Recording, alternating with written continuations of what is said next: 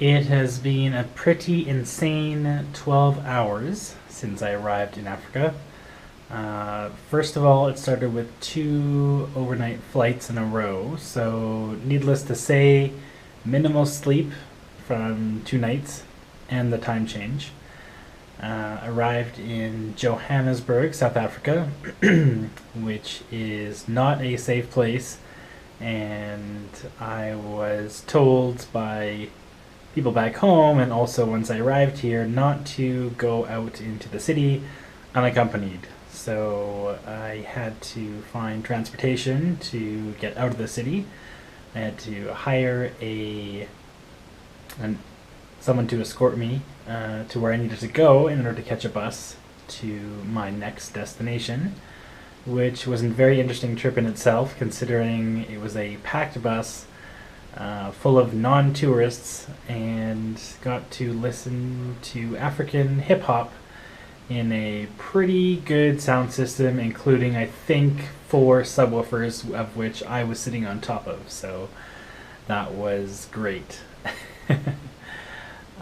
It rained during our drive, which was interesting considering it started out as a sunny day and then ended up pouring out, which meant a lot of my stuff got wet in the back trailer. Arrived at the border to Lesotho about 5 hours after departing Johannesburg, at which time I met a very nice Afrikaans man who helped me find my accommodations, actually helped me through the border process, and also drove me to where I needed to be, which actually took a while to find in this fairly small capital city. So, it's about 7 o'clock at night right now, 12 hours after I landed, and I'm quite tired, and I'm ready for bed. For the next couple days, that looks like, well, tomorrow, heading up into the mountains of Lesotho, and spending a day or two there, coming back down and heading towards Swaziland, and then on to Mozambique. That's that. Talk to you soon.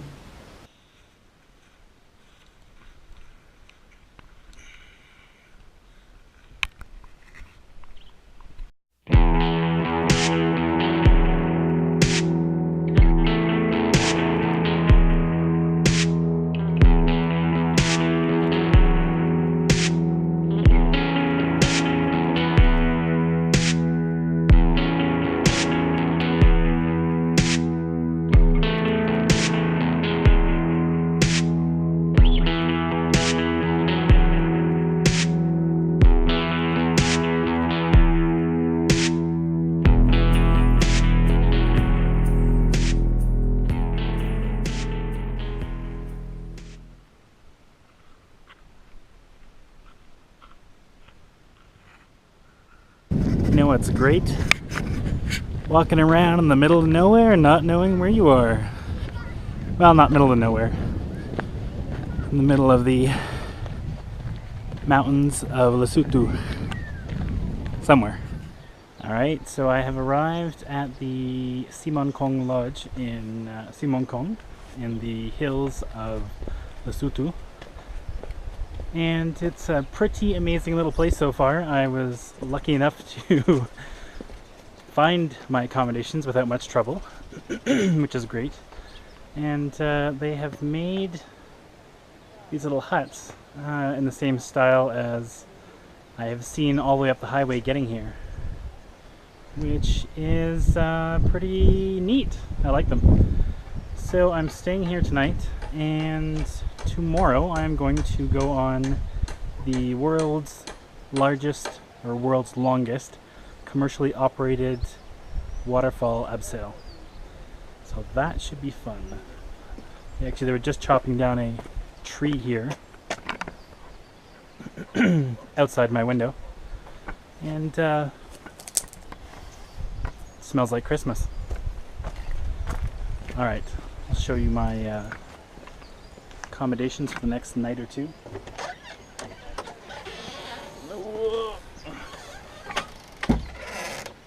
Ooh, lovely little place.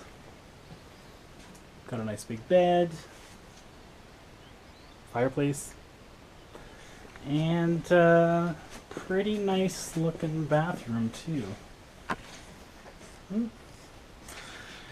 Anyway, stay tuned for abseiling the waterfall tomorrow. According to Guinness World Records, the abseil beside the Maletsunyane waterfall is the longest commercially operated single-drop abseil.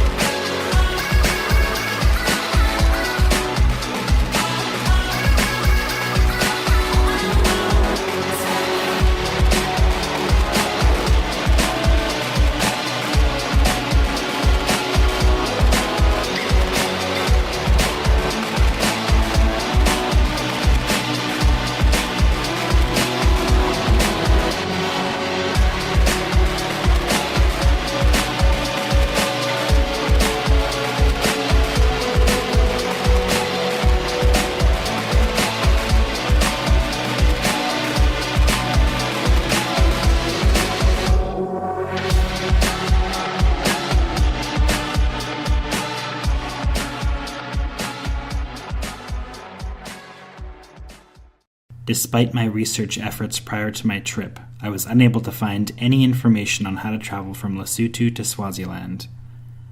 I was told that I should go to Bloemfontein in South Africa, and from there I could catch a bus to Swaziland. Once I reached Bloemfontein, I learned that there are no direct buses to Swaziland. I haven't had a meal all day, and I don't have any accommodations booked.